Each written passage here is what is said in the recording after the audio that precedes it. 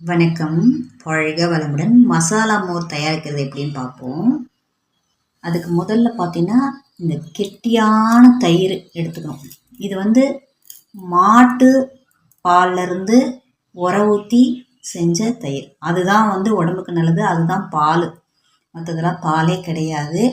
அதுவும் கிராமத்தில் இருக்கிற மாடாக இருந்ததுன்னா பெஸ்ட்டு.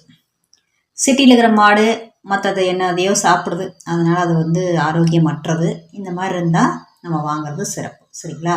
இதை தோய்ச்ச உடனே இந்த தயிருக்கு மேலே ஆடை வருது இல்லைங்களா, இதெல்லாம் எடுத்துடணும். இதெல்லாம் எடுத்து தனியாக வச்சிட்டிங்கன்னா அது நெய் செய்கிறதுக்கு பயன்படுத்திக்கலாம்.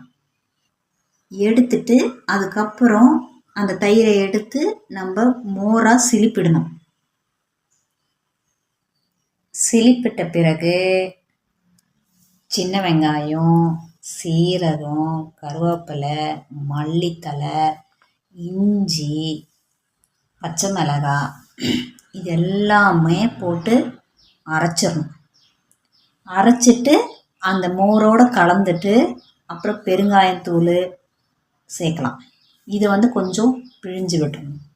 அப்புறம் தாளித்து அந்த மோரில் கொட்டிட்டு அதிகமாக தண்ணி, இப்போ 1 டம்ளர் அப்படின்னா அதுக்கு 4 டம்ளர் வரைக்கும் கூட தண்ணியை சேர்க்கலாம். இப்படி சேர்த்து குடிக்கிறது தான் மசாலா மோர். மசாலா மோர் ரெடி ஆகிவிட்டது. குடிக்கலாம் வாங்க. அதில் அப்படியே தாளித்து கொட்டினா தாளித்த மோர் ரெடி. சாப்பிடலாம் வாங்க. இதை கேரளாவில் சம்பாரம் அப்படின்னு கூட சொல்லுவாங்க. அதே மோரில் மஞ்சளை கொட்டி கலந்து கூட சாப்பிடலாம்.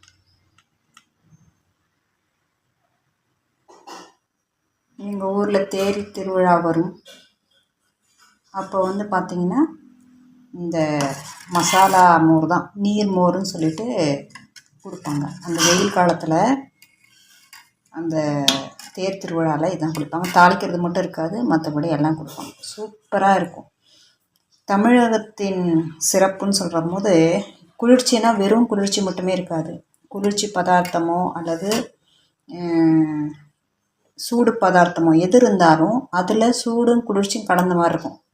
இந்த மோரில் பார்த்திங்கன்னா பச்சை மிளகாய், இஞ்சிலாம் சூடு, அது கலந்தனால சளியெல்லாம் பிடிக்காது. இந்த மாதிரி சாப்பிட்றது, உள்ளே எடுக்கிறது, வெளியே எடுக்கிறது எல்லாத்துலேயும் இந்த மாதிரி ஏதோ ஒரு விஷயங்கள் உள்ளடக்கமாக சிறப்பாக செயல்படுத்தி கொண்டிருக்கிறார்கள்.